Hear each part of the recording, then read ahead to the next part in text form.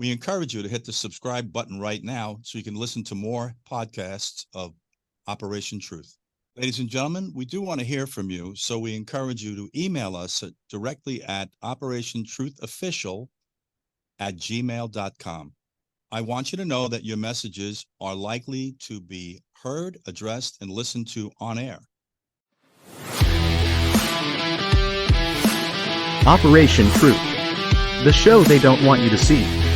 Now, here's your host, Lou. Hi, this is Lou Palumbo. This is Operation Truth. And with me, as always, is my co-host, Tom Fuentes, who brings an amazing amount of insight and knowledge, which is the byproduct of much of his experience as almost 30-year FBI agent, retired as a senior management position, assistant director. I told you this, guys, before. You can't underscore his experience as being in charge of the FBI's entire international operation, as well as organized crime segment of his career. And he's also an historian. And I know that those of you that have listened to the podcast probably find it quite interesting as to how much knowledge Tom has amassed. He probably should be in a university teaching our children, interestingly enough, but we don't want to lose him. In any event, I wish things I could say are getting better. Maybe they are. At this point, it's very difficult to measure it. You know, I don't go by the polls. I think Tom, TJ, Brian Williams, all of individuals associated with this podcast would agree with that statement. This immigration issue is confounding. You know, the numbers of people who have illegally crossed our border. These are not undocumented. They are illegal. They are not newcomers. They are illegal. Tom's going to talk to you a little bit about this reclassification of people breaking our immigration law as newcomers. This is so disgusting and disingenuous, and the American public, and in particular the young people in this country, regardless of where your political loyalties lie, are entitled to something better than this, because this is, at some point, the bow will break, is one thing I want to say to you. Just very quickly, we're going to touch on a book that was published regarding Lyndon Baines Johnson and his possible involvement in the Kennedy assassination. Tom's going to comment and critique on that.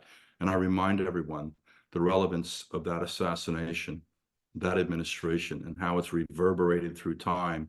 And we're living the fallout of it. You know, although I have to say, we needed to be made aware of how diabolical and how dangerous this military-industrial complex can really be.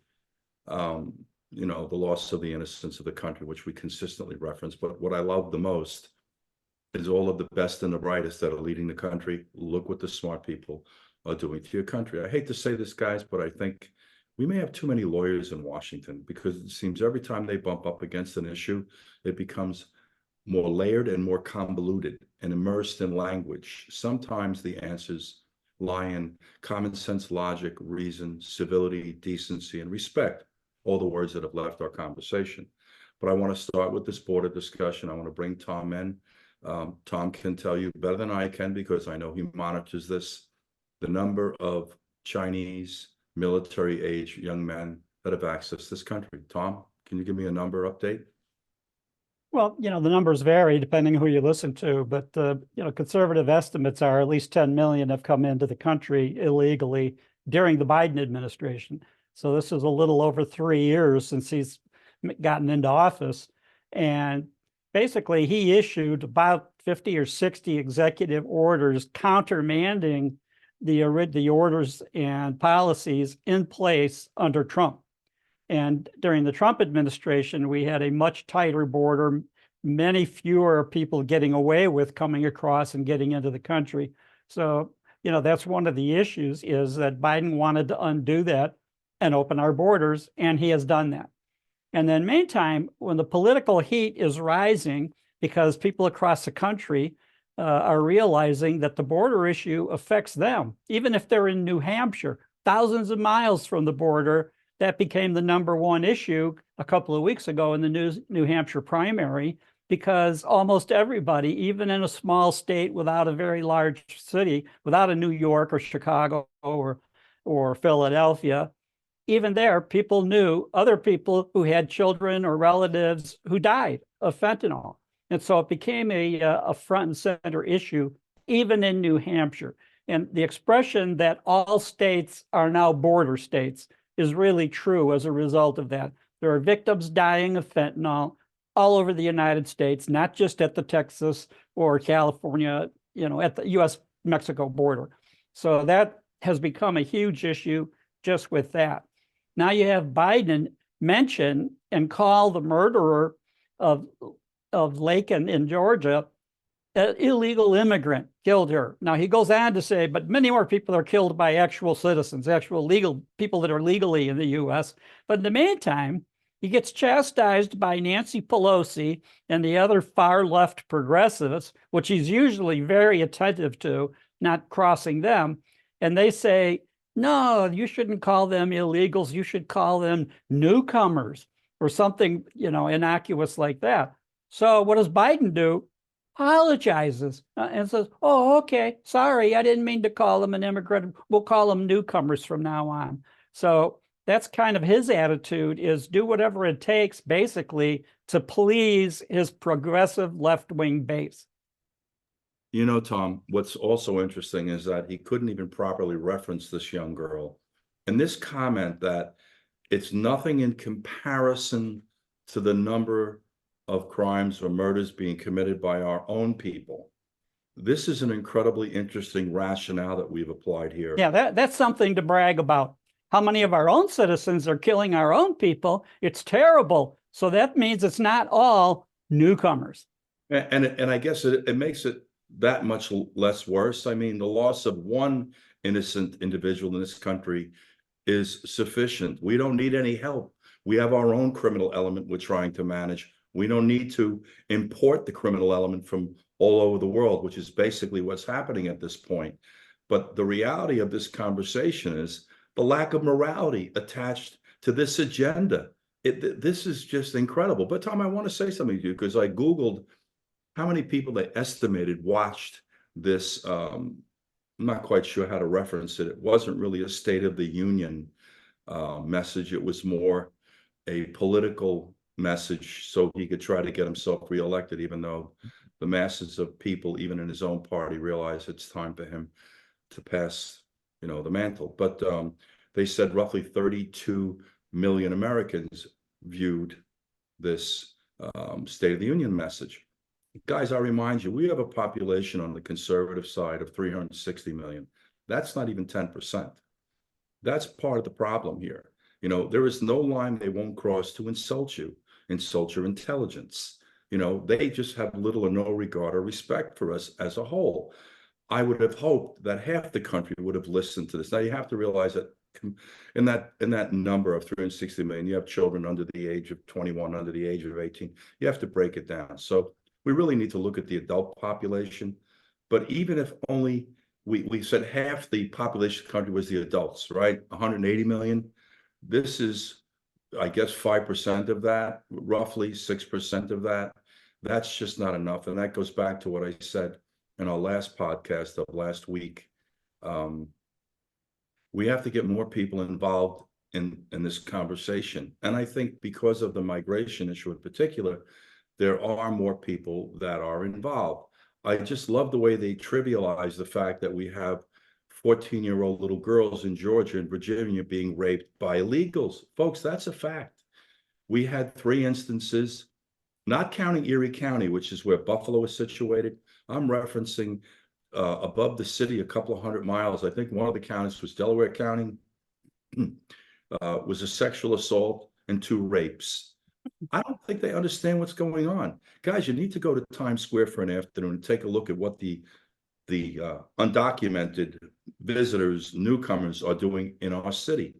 And now, just to really touch on something very quickly that I may have mentioned in prior instance, the governor in the state of New York, Hochul, through her omnipotent wisdom and realization that we have a problem in our subways, has decided to slap the mayor in his face, deployed 750 National Guard that the taxpayers are paying for, and an additional 250 New York State Troopers, which is a crackerjack organization, into the subway system that the public is paying for.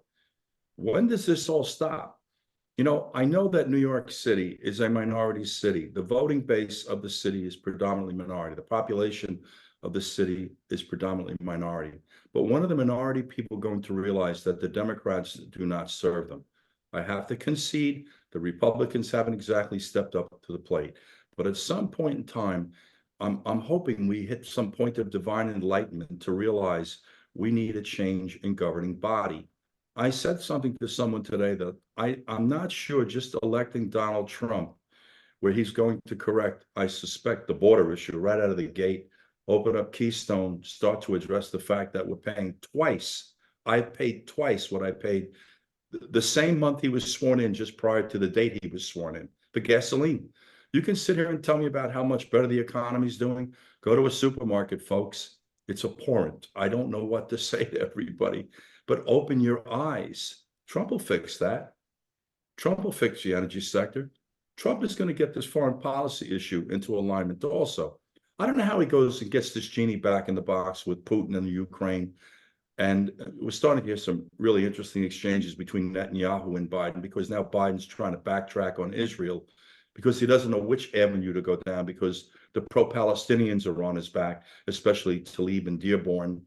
And he's garnered a lot of, how would you say, lack of popularity, because they seem to think he has the ability to influence Israel's foreign policy. And we do to a degree. But we were not on the receiving end of that vicious assault, period. So, Tom, I'm curious to hear what you think in relationship to this current issue of Chinese accessing the country, because I know you're intimately involved in the community. You understand, know them, and try to participate and support some of their podcasts. But what's the latest number that we're hearing as far as illegal Chinese military age young men accessing this country? Well, it's in the thousands. And the question there is that with Chinese social credit system, you're not able to travel in China if your credit is bad and the government knows. So if they think you're going to be a defector to another country and disloyal to the PRC, then they can prevent you from getting on an airplane, train, bus, taxi, anything. So the fact that thousands of these individuals have made it to South America in one piece and in pretty well accommodations for them, and then they stay in hotels that are prepaid by somebody, presumably China or someone loyal to the Chinese, and then they get on buses and drive basically from South America to the Texas border and cross into the United States. And we've seen the photos of thousands of these Chinese young men lined up along the side of the road, and they're reasonably well dressed and have good luggage and their designer outfits and all of that. And suddenly they're going to come into the United States. They want to defect and become US citizens. Well, they wouldn't be here if they weren't basically dispatched to be here by the People's Republic of China. But we're too stupid to realize that. And then we have relatively dumb politicians like Dick Durbin, senator from Illinois, saying, oh, this is great. We can't recruit enough people into our military. All of our services are short by thousands. We can have these guys become military members, and then that gives them a fast track to citizenship, which means then they can vote, presumably vote Democratic. Perfect. So that's basically, the status with these guys coming in here. Now, if they're trained to be spies or any of that, who knows? Probably, but we don't know. But that's the situation, is we don't really know what they're up to. The experts don't know what they're up to, and they can't predict that when things become bad here anytime soon, which side they're going to be on. They're not going to be loyal Americans. That's ridiculous. So are they going to be loyal to the PRC? Are they going to help sabotage our power grid or our water pumping or any other number of critical infrastructure areas that they may do? And we don't know their background. We don't know if they've been trained to receive specific training to do those kind of attacks on our system now that they're here. So that's a big question. What are they doing here? Tom, what I don't understand, and I'm listening to this bipartisan bill they want the Republicans to sign on to, that first and foremost, ladies and gentlemen, it subscribes to the notion that we continue to allow 5,000 migrants a day illegally access our country, which if you do the math, multiply that times 365, that's over 1.8 million people. If you double that, 2 years, that's 360 million people, 3,600,000 people, excuse me. And then if you double that in 2 more years, another 7 million people. Guys, and can I be honest with you? Tom and I don't want to speak for Tom, but I will because I know Tom is of the same mindset as is TJ Stone and Brian Williams. We need an immigration policy here. There's no ifs, ands, or buts about it. But they've so taxed us that we're at a crossroad where we need to shut the border down in totality. We need to regroup, generate our assets, and put a plan into place that allows us to vet people. Now, I want to be honest with you about something.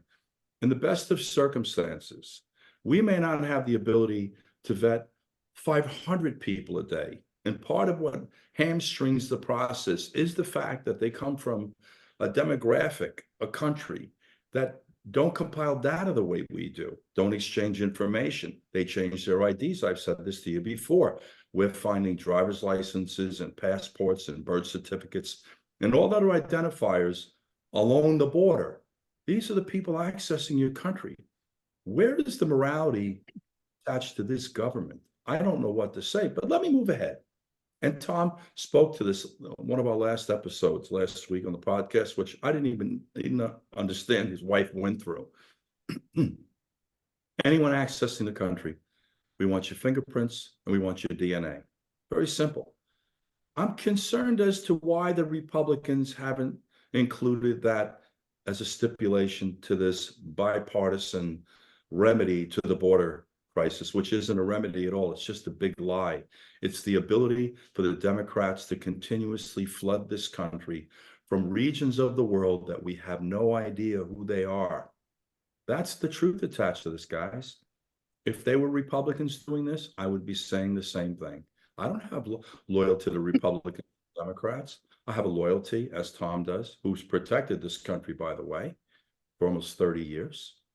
I have a loyalty to this country and to our children, and we have a responsibility and a commitment we should make to the furtherance of this country in some fashionable form. By the way, Tom, before we forget, I want to make sure we brush up against California, because California, it's getting funnier and funnier.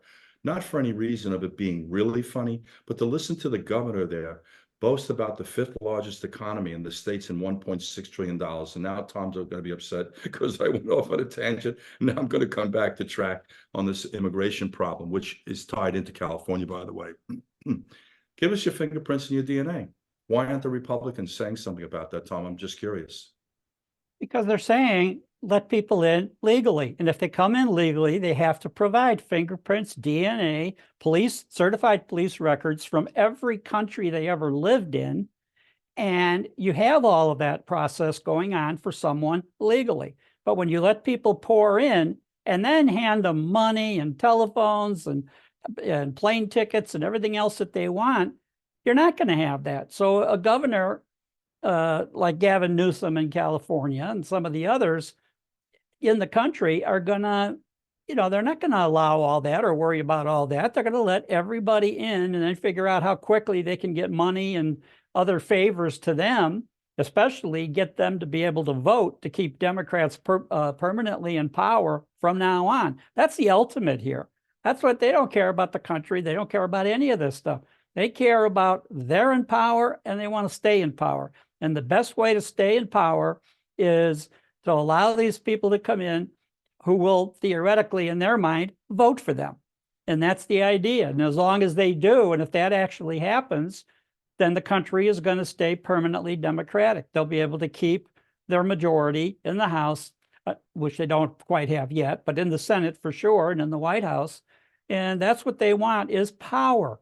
It's not about the good of the country or, oh, this will help us one way or another. It's about these people are going to come in, and the sooner we can get them in a position to vote, the better. And then they'll vote for us, and we're in power from now on. Now, if you remember, I agree with you that the faith in an incoming Trump administration, if he gets elected again and comes back, if you remember, during the first 2 years of Trump, every single thing he tried to do was stopped in court. They would find some Democratic judge in Hawaii or Seattle or somewhere in the country to stop the administration from implementing some new policy. And they had to go, many of these cases, all the way to the Supreme Court. And then, of course, they used the media to push their false narrative. One of them was, Trump's going to ban Muslims from coming into the United States. And Trump had issued the ban that 7 countries, predominantly Muslim, but also having a large terrorist population, as well as not having a relationship with U.S. intelligence or law enforcement, that Trump banned them, so he's anti-Muslim. I commented at the time on the air that when that was happening, that the largest Muslim country in the world is Indonesia, with over 250 million Muslims at the time. He didn't ban Indonesia. He didn't ban Malaysia, the second biggest. The populations of Muslims living in Indonesia exceeded the entire Muslim population of the Middle East, Africa, and Europe. But we had FBI offices in the capital of Malaysia, Kuala Lumpur, the capital of Indonesia, Jakarta. So we were able to vet everybody that came in from those countries through their system, through our system. But the countries that were banned were countries that had huge terrorism problems, and we did not have a relationship with any intelligence or law enforcement service in that country. They couldn't be vetted. Now, that went through the whole court system with the Democrats blocking him and calling him an anti-Muslim and everything, Islamophobic. And then it had to go to the Supreme Court. And the Supreme Court said, he's the president of the United States. He's supposed to be controlling the borders. He can make these decisions about who can come in and from what country they can come in. So but that tied up Trump for 2 years on that. They tied him up at every turn that he was trying to do, so that really you don't have a Trump administration really take over with their policies, really kick in what they wanted to do for almost 2 years, the first 2 years. Now, theoretically, if Trump comes back next year, if I say he comes back, then many of those issues have already been through the Supreme Court. They've already been vetted that he has the power to do that, or he has power to take money from the U.S. military and use that to build a wall. Because for more than 100 years, the U.S. military patrolled the border. That's not something new just because we have Border Patrol or ICE or the other services. The military used to provide all of that for decades. And then suddenly judges are saying, he can't do that. You can't take military resources and reassign them to the border. That goes through the whole system. And guess what? He can do it. So theoretically, if he's not bogged down in stupid court cases, actually he already is right now, but as president, if he doesn't get bogged down on the same issues, because they've already been, ruled on by the courts, then maybe it might be even a more effective presidency than last time, because he could start his policies immediately, not have to wait through 2 years of litigation. You know what's really disheartening, Tom, is the Democrats, and this is really hard to conceptualize, they are reluctant to heed the warning of our FBI director, of 10 former senior executives of the FBI that composed a letter provided to the Congress, among other individuals or groups, as to the extent of peril that we're living in today. Do they not understand that if we perpetrate a terrorist incident on the level of 9/11, it's going to kill Democrats, that it's going to further, how would you say, promote the anti-Democrat agenda that we feel towards our immigration policy? I mean, what is it they're not getting? Are they just so out of touch? Not necessarily, Lou. What they're getting is that, 7, 8, 10 months ago, Christopher Wray says that the open border is a threat to national security. Since then, on multiple occasions, Merrick Garland and Joe Biden have said the real threat is MAGA. The real threat are the domestic terrorists that come from white supremacy. And so that message has been given out 10 times more often than, we have an open border and Hezbollah and Hamas and everybody and their uncle can cross into the U.S. Without a problem. Hamas and Hezbollah have huge bases in Mexico. Well, they can walk into the United States and probably already have been for a long time, even before the October 7 attack of Hamas on Israel. But you had Director Wray say that's a threat to national security. Well, there's all kinds. They also, the threat of, climate change or whatever, global warming, or an asteroid's going to hit the US, or you name it. They put all these threats out. But the one that they put out more often and put it out the most strenuously is right-wing white supremacists in the United States are the biggest threat. White nationalists, MAGA, which is half the country. Look at the last election results. They're about 50% of the country. So you wouldn't have 80 or 90 million people voted for Trump and then say they're all terrorists, they're all racist. And that's when they're not busy calling parents at school board meetings terrorists, or other individuals like that, or people demonstrating in front of an abortion clinic. Well, they're terrorists. We better send an FBI SWAT team to roust them early in the morning while the one guy's eating breakfast with his 7 kids. And suddenly you've got the FBI coming into the house with long guns and the kids screaming in terror. No, that's because he's a bigger threat than anybody else we're looking at right now. So the fact that Wray said that, and we repeatedly give him credit. Well, Christopher Wray said 8, 9, 10 months ago that the open border is the biggest threat. Well, Christopher Wray has said many other things since then that make that one pale in comparison. It's MAGA, it's right-wing white extremists in the United States. That's our biggest threat. I don't want to open the wound of what we've done to the FBI, because I know it's something that upsets men like you, Chris Schwecker, Kevin Brock, any number of you that were, I would say, you're probably the quintessential leaders of the FBI in modern times, even more so than J. Edgar Hoover, because of, how your generation caused this agency to just evolve into the powerhouse it really was that protected this country. It's quite apparent, Tom, that we have politicized the FBI. We don't need to go down this road. If we do one day again, we should probably have Chris and Kevin Brock back on, because I think you guys could speak to this more intelligently than most people can, especially since you are running this damn agency.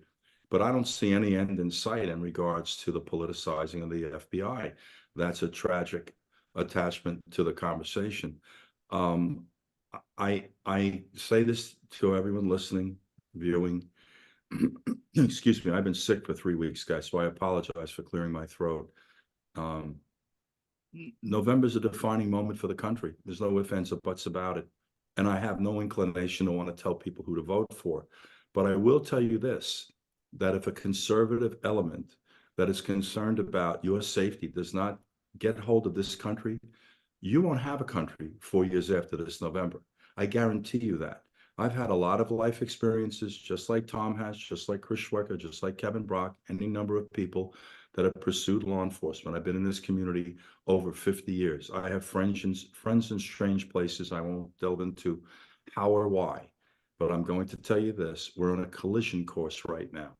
You listen to Tom, he's outlining it for you.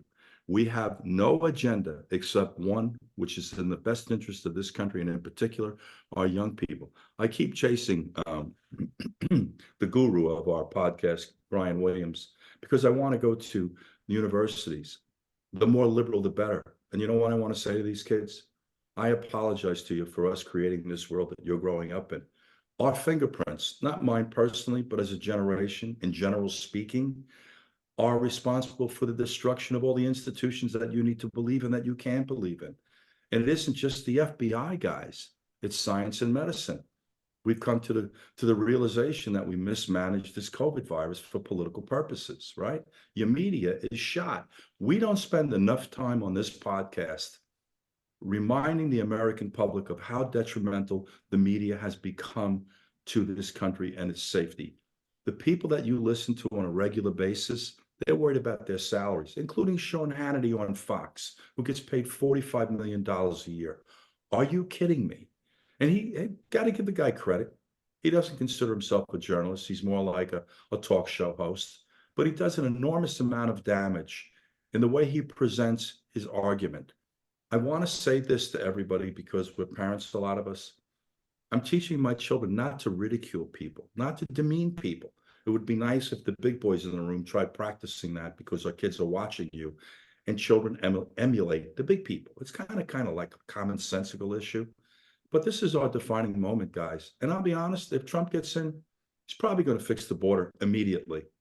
He's probably going to fix this energy problem we're having. This whole, we could just go off on tangents all day long, and Tom reprimands me. He's right in doing so, because I go left, I go right, but they all tie in together. It's about the future of the country and the young people. This whole misguided notion of transitioning to electricity, which, by the way, all your electric batteries are charged through steam turbines, which are fossil fuel generated, along with nuclear and a little solar, a little power. I have a little problem with the windmills lately, ladies and gentlemen. They seem to be throwing our marine life off kilter, as witnessed in New Jersey, for example. How about just try to tell us the truth? Stop worrying about placating an infinitesimal percentage of this country that is disrupt and destabilize this country. Guys, if you hear what I'm saying, the population's got to be 360 million. If it's one, trust me, and I can give you the explanation, the breakdown. The government's already acknowledged 335 million. The last 6 people I spoke to asking about, did they comply with the census? They didn't. So get the understanding that we have at least another 10%, which is another 33 million, by the way, that haven't complied. I guarantee you there's way more of that, because the people in the heartland are not as inclined to comply with a lot of these census. They're busy doing other things, guys. You know, it goes back to the conversation I have about how distracted we are today. Tom uses the word complacent. Tom's right. We're complacent. We're taking this place for granted. If you don't think we can lose it, wait till November of 2024, this November coming up. We won't survive another 4 years of an administration that's being run in the manner that this one is. And I'm really getting a little fatigued about hearing how much better the economy is, because all I know is my overheads have gone up dramatically, period. Your interest rates, groceries in a supermarket, I already told you that I'm paying twice what I paid for gasoline. Guys, this is not about going after Joe Biden. It's just about somebody telling us the truth for once in their lives, so to speak.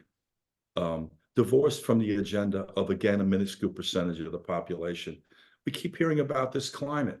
You know what the sad part of it is? We've compromised science, that we don't know who to believe on this argument or this discussion regarding climate. Excuse me, because we politicized that as well. We can't get a straight, truthful answer in this country today. Actually, you can.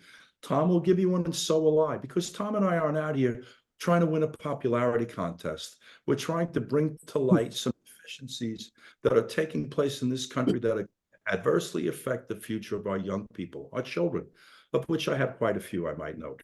I got married late in life, and bottom line is my children are young. Tom has grandchildren, I'm sure. TJ, I know, has a young daughter. Excuse me, guys. But I want to kind of transition into something that I think has a relevancy today that happened 60 years ago. And that's the Kennedy assassination. Assassination laid the groundwork for what we're living today.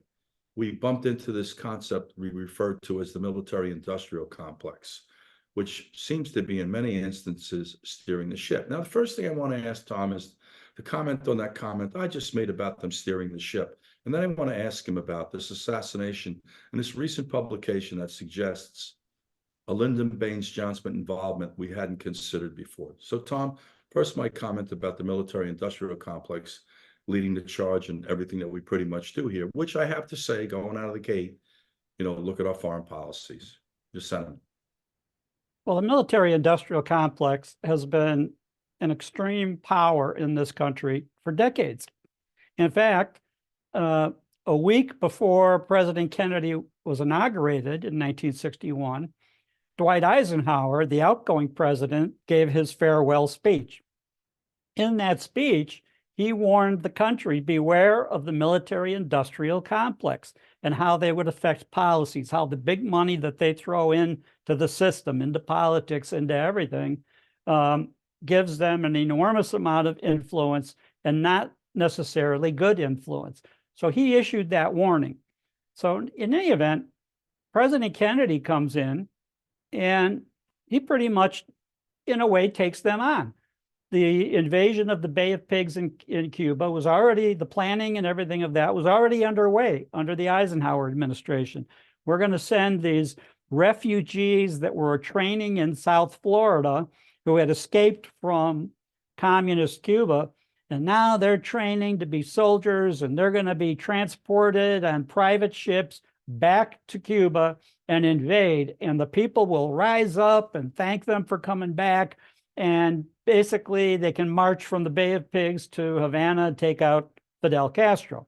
Well, the unfortunate thing is that when they land, they've been compromised. They're met by Cuban soldiers. Many are killed, many are captured. They don't even make it to Havana.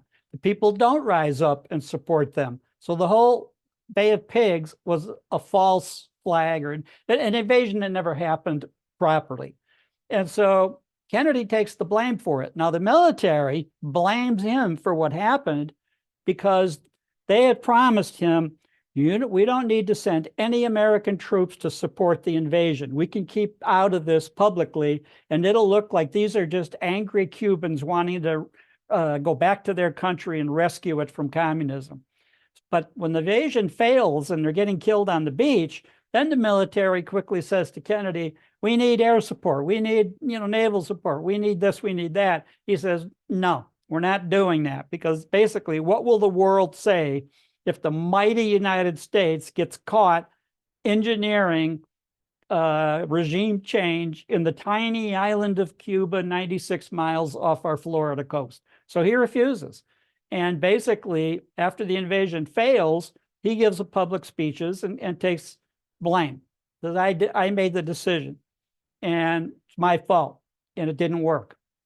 Well, meantime, right off the bat, the military hates his guts for not backing up the invasion. Now, during that time, to give you an idea of the mindset of the CIA, they had a false flag operation planned, by the way. A false flag is where an action is taken and you make it look like the other guys did it so that your people get riled up to go after the other guys. In other words, the CIA had a plan to shoot down an American airliner carrying U.S. citizen passengers and blame it on Cuba.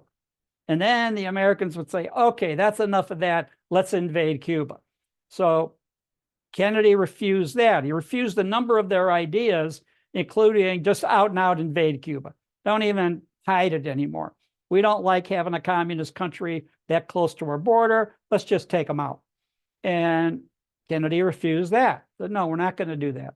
So now, during the Kennedy presidency, he, after negotiating the peace in the Cuban Missile Crisis, which happens in 1962, he's negotiating with Khrushchev. Well, Khrushchev has his own military-industrial complex in Russia, and they want to have war with the United States. They're all fired up to do it.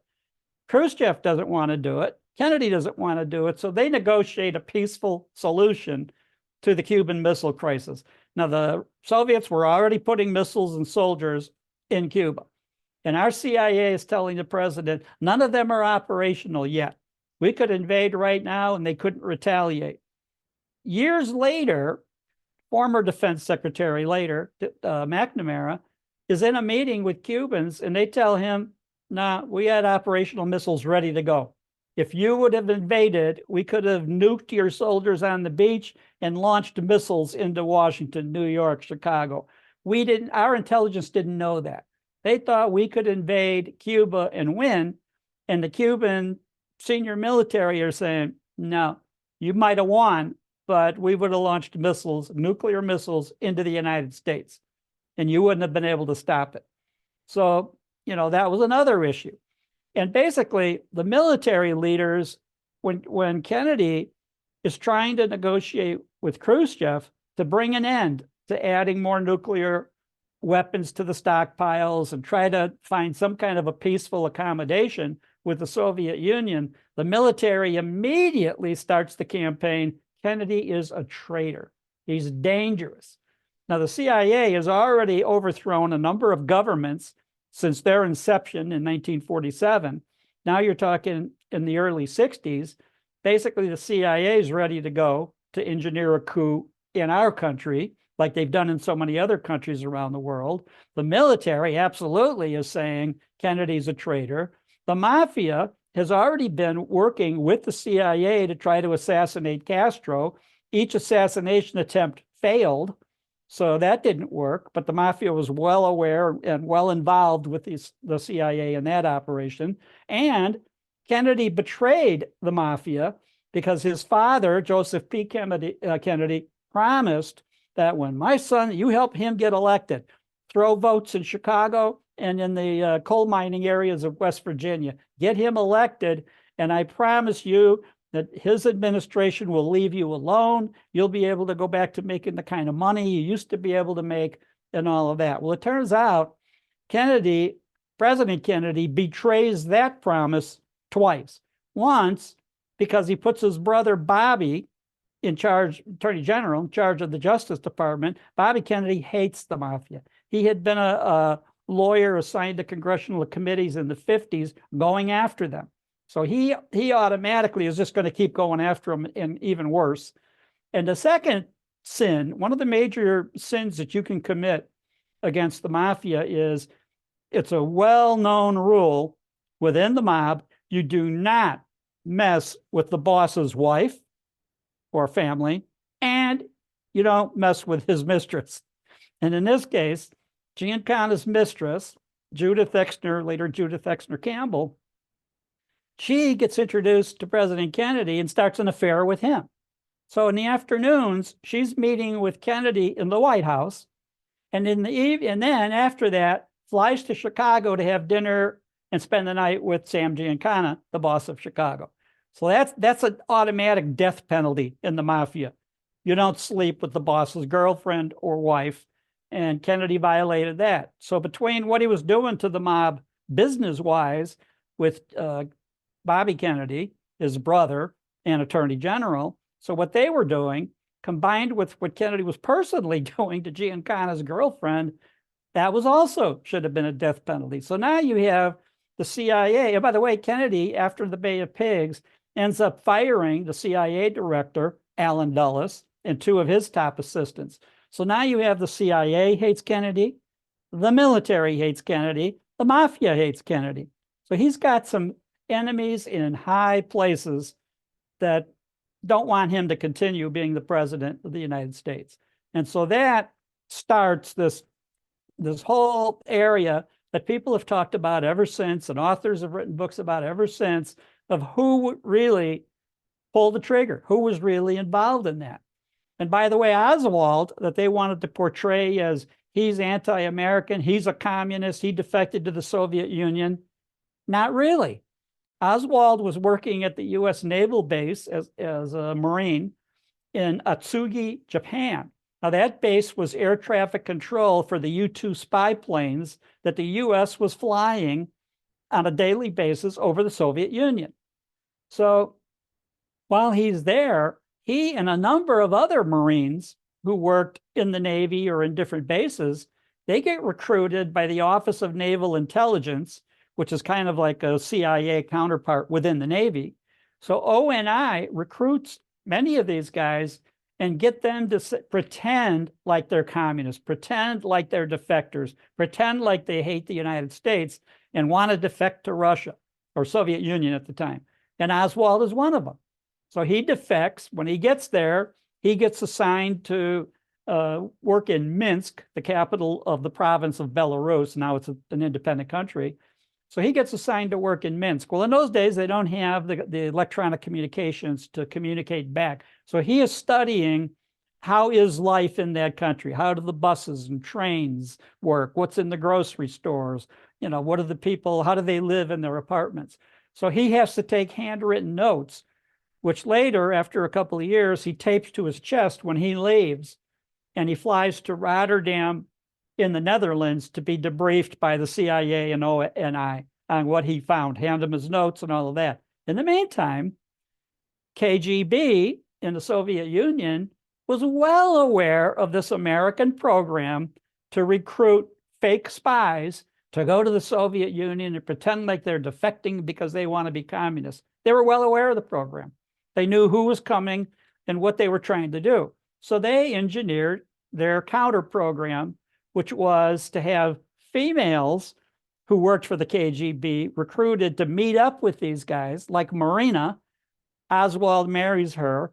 And then later, the idea is that these wives will be brought to the US when they come back, when the defectors undefect and get their passports back and say, okay, never mind, we want to be loyal Americans again. They come back and they bring their wives with them. And then the wives are trained to, at some point early in the marriage, engineer a domestic dispute, get their husband to slap them or some other, thing, and then they get divorced. And now they're citizens. They run all around the U.S. spying.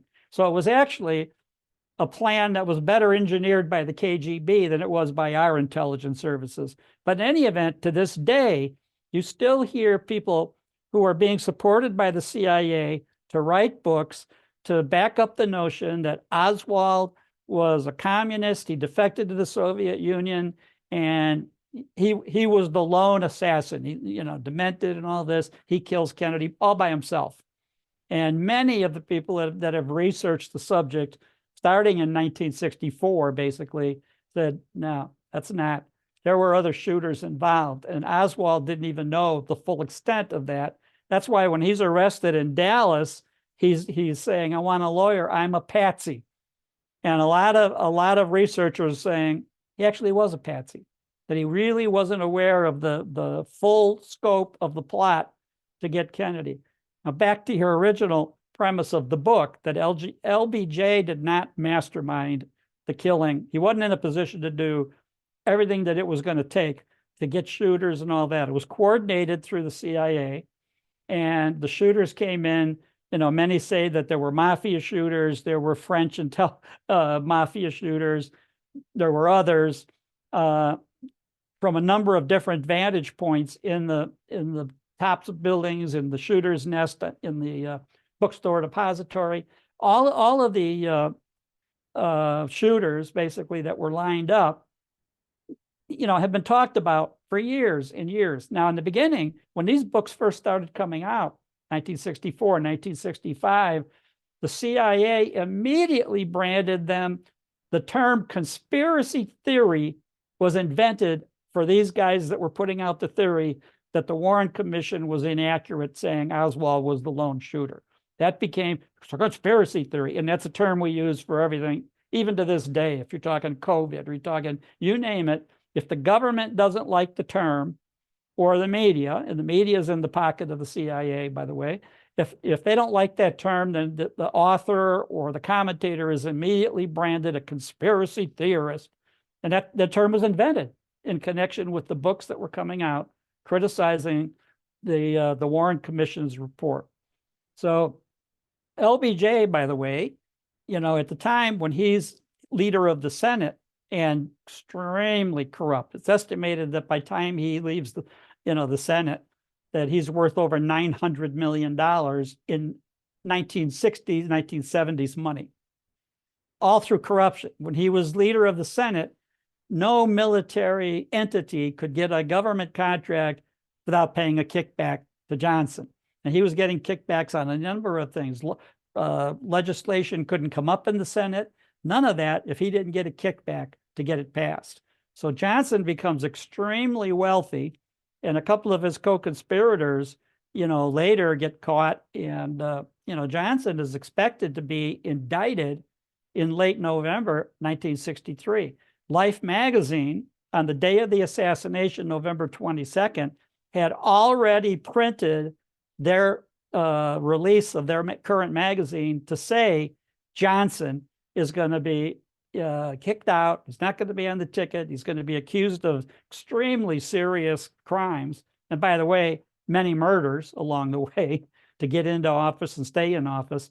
So that was going to come out. And then what happens? The president gets assassinated on November 22nd. Life magazine has to pull those magazines back and then re-engineer it to talk about the assassination. So Johnson gets away with it. Then he becomes president, and he's basically in control of all of the federal investigations from that point on. Tom, I want to ask you a question, and we actually discussed this at an earlier date. We realize what a scoundrel that Lyndon Baines Johnson was, yet John Kennedy chose to make him the vice president on his ticket.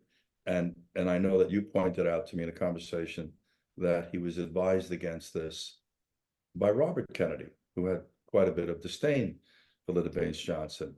But the listener needs to understand that at that time, we had the first Catholic president running for office, number one, and we were pursuing a demographic in the country that was not quite familiar with or comfortable with John Kennedy. And subsequently, he recruited Lyndon Baines Johnson to become his vice president candidate. Tom, the other thing that's so interesting about this discussion, back in the 50s, there was a lot of, I don't want to say volatility, but transition going on in Cuba. It's 90 miles off the coast of Florida. I don't understand why we didn't try to make it a territory or give it statehood, much the same way we probably should have given Puerto Rico statehood. We wouldn't be having half the headaches there. This all bumps into foreign policy, Tom, which ties into this discussion, which ties into military-industrial complex, which steers a lot of the foreign policy. If you're listening to what Tom is saying, the President Kennedy had plans for us not to be involved in Vietnam, which would completely create an upheaval in the military-industrial complex. And Lyndon Baines Johnson's agenda, if you listen to what Tom said, he was being paid off, quote unquote, with all these military contracts. Well, where are you going to need military contracts? Vietnam. You got to do the whole tie-in here, guys. But what's so interesting about the conversation, which is dripping in history, is the relevancy it has with what we're living with today and what we've lived with for the past 60 years. These involvements, be it Vietnam, the proxy wars we fight in Afghanistan, arming and funding the Mujahideen, Iraq, funding them against Iran, our own engagement in the Middle East, which Tom has spoken to quite intelligently in regards to the first time we invaded Iraq, why we didn't eliminate, Saddam Hussein at that time. And it's a very simple equation. Elimination of him would lend itself to Iran having the ability to get a foothold in Iraq, which is what we're living with today. Then we move ahead a few years to where George W. Bush, after a year and a half of pontificating, towers fell, September of 2001. A year and a half later, he decides Iraq's a threat. Meanwhile, 2 weeks after the towers fell, we were in bombing Afghanistan. Guys, if what you're listening to really is the tie-in that Tom creates for you with the historical events we're living today. The foundation was laid right after World War II, 1947. You've heard Tom say this to you before. We transitioned from OSS, the Office of Strategic Services, spy group during World War II, to CIA. Harry Truman wasn't crazy about it. I think with easily to be said, Dwight D. Eisenhower wasn't quite comfortable with them because he understood the tie to the military-industrial complex. What we have going on today are proxy wars that we're going to speak about again, especially this rather interesting engagement in the Ukraine, the land of corruption. I don't think this country, since its inception, has ever had a day it wasn't corrupt. Keep talking about Burisma. Let's go a step further and look at the whole damn country. Guys, we're going to wrap it for today. Well, we're not going to wrap it on this conversation. When we come back for the next episode of this podcast, we're going to continue this discussion about the Kennedy assassination, how they slaughtered this young president with so much promise. A lot of people wonder and they speculate what the country would have been if he had lived. Was he a perfect man? No. When we come back, I'm going to talk to you a little bit about Western European culture, which is where our culture, our society emanated from, and the mindset of men, especially in the 50s and 60s, that Tom and I both witnessed as to how they handled their marriages, similar to the way they do in Europe, even to this day. We're going to come back also and talk about this border issue and a Democrat agenda that lends itself to voters not required to have ID to vote. How the hell are we supposed to know who you are? And why wouldn't everyone in this country, regardless of your politics and your agenda, want some integrity attached to this process. We're going to wrap it today, Tom. I thank you, as always, for your wisdom and your insight. And TJ, for your patience and your ability to make this thing package better so we can present it to our listeners. Guys, you have to encourage people in your world to just listen to what we're saying to you. We're not telling you who to vote for, not directly, but we're trying to explain to you the landscape in this country that is unprecedented. This is not the Democrat Party of John Kennedy or Robert Kennedy or Tip O'Neill. And to be really factual about this, it isn't the Democrat Party of Bill Clinton. We've gone off the rails here and to an extreme degree. We have a very small percentage of the country destabilizing and derailing this nation. And at some point in time, the American public needs to wake up, because you're right on the cusp of losing the country. It won't be recognizable after this next election if the conservative element do not get back into alignment. Policies that don't stop immigration, but allow us to know who's coming in. Address the crime in our cities.